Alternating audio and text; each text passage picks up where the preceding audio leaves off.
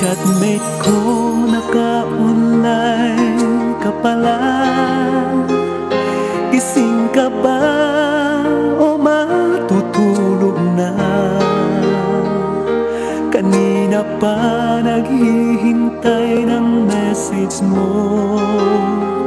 Di ba ako nakakaistorbo sa'yo? Chatmate ko, nakita kong nabasa mo.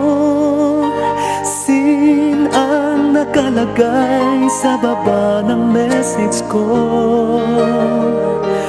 Mag-selfie ka naman o kahit sticker lang. Miss na miss ko na ang ating kulitan.